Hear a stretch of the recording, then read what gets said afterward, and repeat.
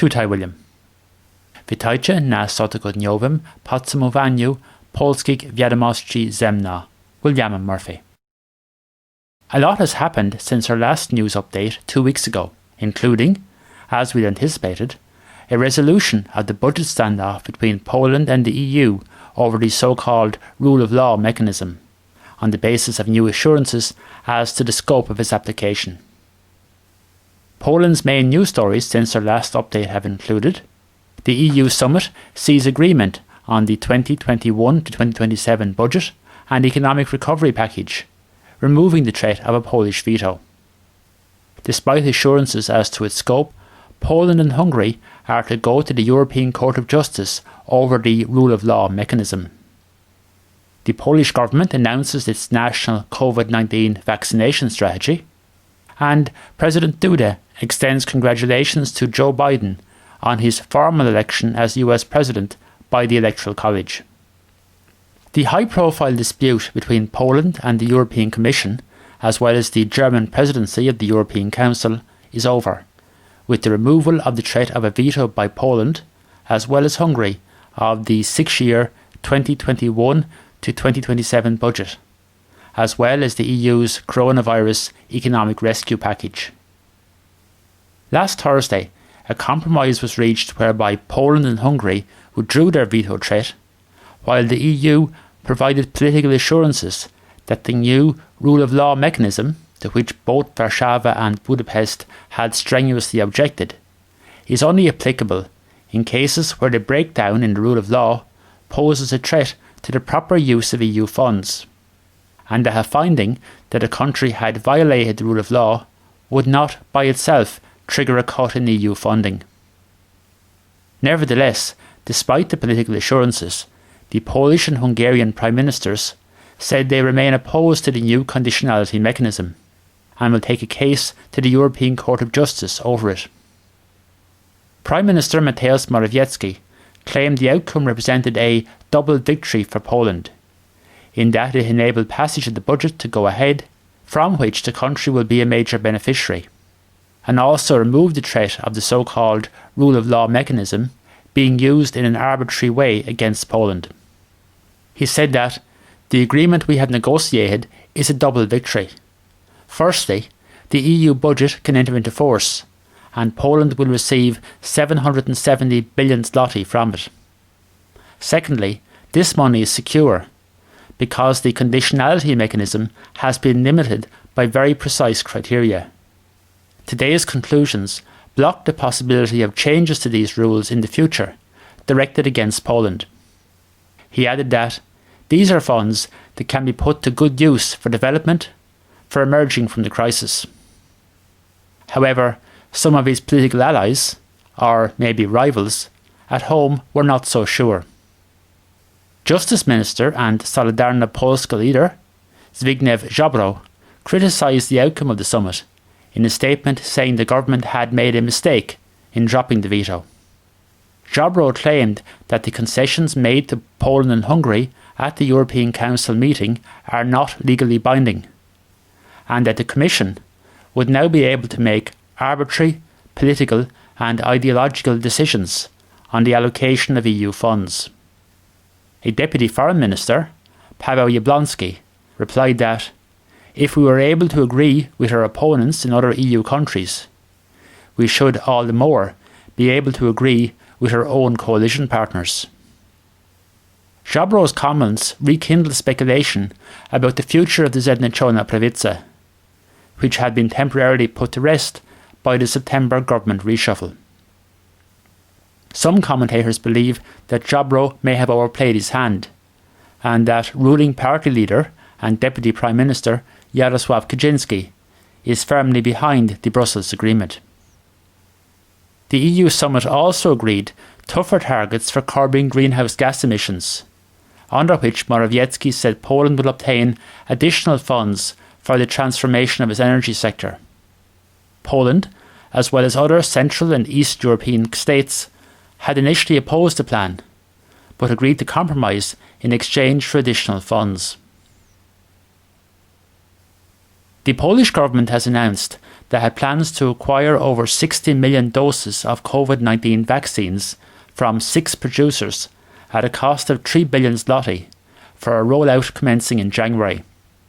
On Tuesday, Prime Minister Mateusz Morawiecki outlined the government's national COVID-19 vaccination strategy at a press conference, saying that vaccination would be both voluntary and free.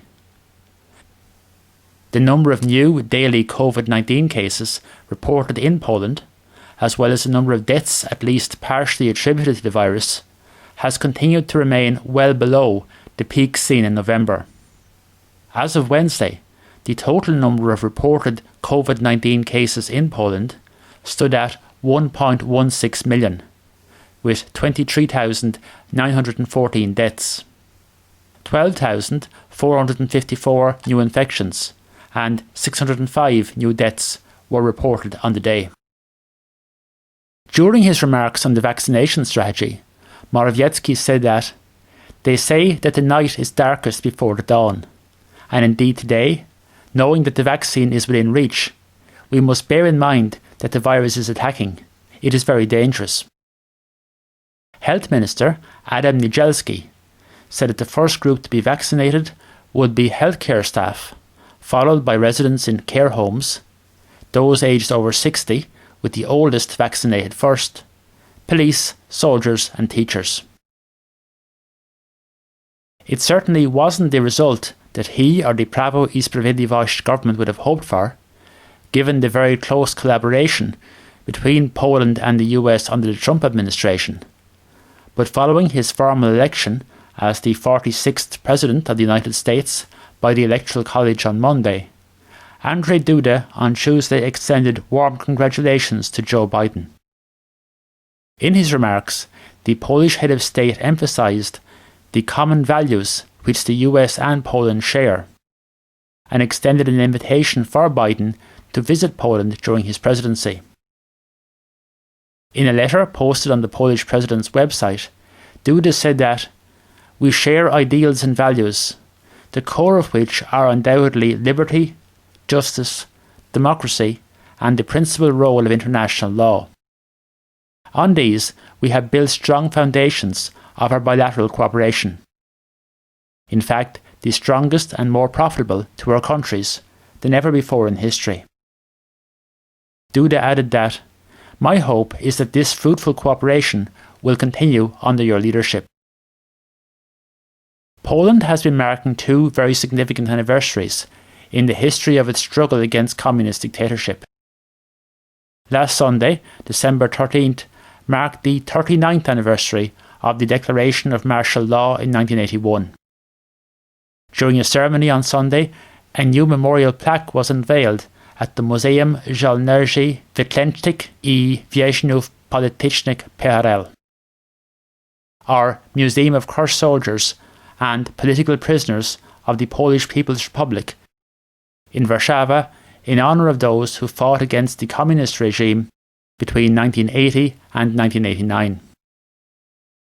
Deputy Prime Minister and Culture and National Heritage Minister Piotr Gliński said at the event that we cannot allow ourselves to be persuaded that martyrdom is something wrong, as it's an element of Polish history and identity. Events have also been held to mark the 50th anniversary of the brutal suppression of workers' protests on the Baltic Sea coast in 1970. Today, December 17th, is the exact anniversary of the worst day of the killings, dubbed Black Thursday.